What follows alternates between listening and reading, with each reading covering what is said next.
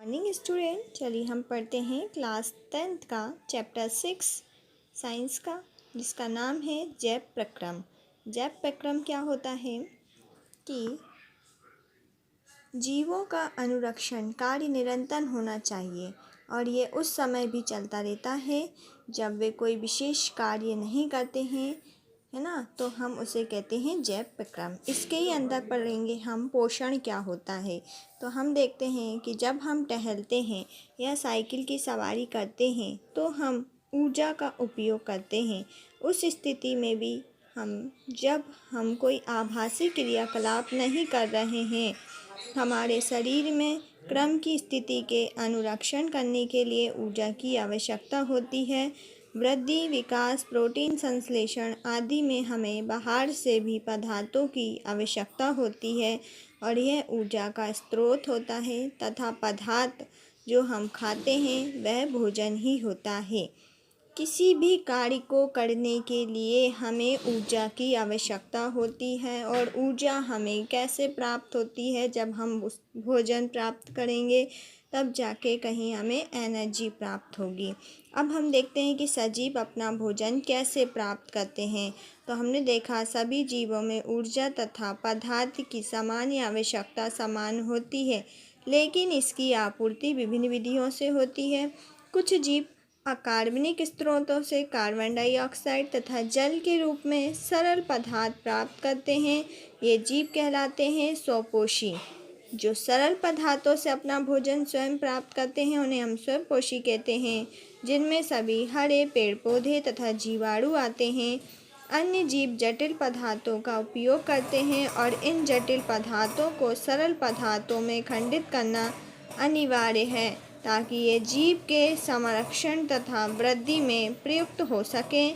इसे प्राप्त करने के लिए जीव जैव उत्प्रेरक का उपयोग करते हैं, जिसे हम एंजाइम कहते हैं।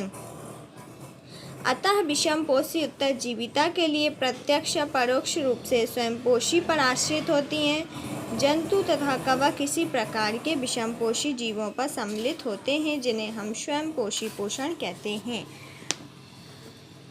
स्वयंपोषी जीव की कार्बन तथा ऊर्जा की आवश्यकताएं प्रकाश संश्लेषण द्वारा पूरी होती हैं। यह वह प्रक्रम होता है जिसमें स्वयंपोषी बाहर के लिए पदार्थों को ऊर्जा संचित रूप में परिवर्तित कर देता है। ये पदार्थ कार्बन डाइऑक्साइड तथा जल के रूप के लिए होते हैं, जो सूर्य के प्रकाश तथा क्लोरोफिल की उपस्थिति में कार्बोहाइड्रेट में परिवर्तित कर दिए जाते हैं। कार्बोहाइड्रेट पौधों को ऊर्जा प्रदान करने में प्रयुक्त होते हैं। अगले अनुभाग में हम अध्ययन करेंगे कि ये कैसे होता है। जो कार्बोहाइड्रेट तुरंत प्रयुक्त नहीं होते, उन्हें टाइम लगता है, ये कैसे होता है। उन्हें मंड के रूप में कैसे संचित कर लिया जाता है। यह रक्षित आंतरिक ऊर्जा की तरह भी कार्य करता है। पौधे द्वारा आवश्यकतानुसार प्रयुक्त कर लिया जाता है। कुछ इसी तरह की स्थिति हमारे अंदर भी देखी जाती है। इस हमारे द्वारा खाए गए भोजन में प्रयुक्त व्युत्पन्न ऊर्जा का कुछ भाग हमारे शरीर में ग्लाइकोजन के रूप में संचित हो जाता है। एक रिएक्शन है रासायनिक अभिक्रिया। कार्बन के 6 अणु लिए तो 6 CO2 प्लस हाइड्रोजन के 12 तो H2O। क्लोरोफिल की क्रिया हो रही है सूर्य के प्रकाश की उपस्थिति में, तो ग्लूकोज बन रहा है C6H12O6 plus 6O2 plus 6H2O। Glucose का फॉर्मूला हो गया। अब हम देखते हैं कि प्रकाश संश्लेषण प्रक्रम में वास्तव में क्या होता है। इस प्रक्रम के दौरान निम्नलिखित घटनाएं होती हैं, वो कौन कौन सी हैं। जैसे कि देखा हमने, क्लोरोफिल द्वारा प्रकाश ऊर्जा को अवशोषित करता है।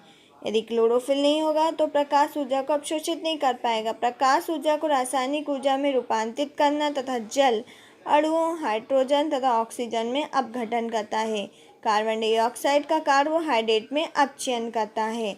अब देखते हैं, यह आवश्यक नहीं है कि ये चरण तत्काल तक के बाद दूसरा हो। उदाहरण के लिए मरुद्भिद पौधे रात्रि में कार्बन डाइऑक्साइड लेते हैं और एक मध्यस्थ अवस्था बनाते हैं। दिन में क्लोरोफिल ऊर्जा अवशोषित करके अंतिम उत्पाद बनाती है। आइए अब हम देखते हैं कि विषमपोषी पोषण प्रत्येक जीव अपने पर्यावरण के लिए अनुकूलित होते हैं।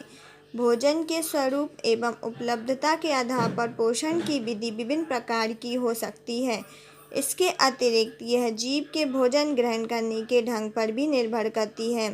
उदाहरण के लिए यदि भोजन स्रोत अचल है जैसे कि घास या गतिशील है जैसे हिरण, दोनों प्रकार के भोजन का अधिगम का तरीका भिन्न भिन्न होता है तथा गाय व शेर किस पोषक उपकरण का उपयोग करते हैं। जीवों द्वारा भोजन ग्रहण करने के लिए उपयोग की अनेक युक्तियां हैं। कुछ जीव भोज्य पदार्थों का विघटन शरीर के बाहरी कर देते हैं और तब उनका अवशोषण करते हैं, जैसे फफूंदी, ईस्ट और मशरूम आदि कवक इसके उदाहरण हैं। अन्य जीव संपूर्ण भोजन का अंतर्ग्रहण करते हैं और उनका पाचन शरीर के अंदर ही कर लेते हैं। ठीक है, तो ये हमने पढ़ा स्वयं पोषी पोषण और विषम पोषी पोषण। तो आप लोग इनको लिख लेना, मैंने कॉपी में इनके क्वेश्चन आंसर लिखवा दिए गए हैं। Thank you.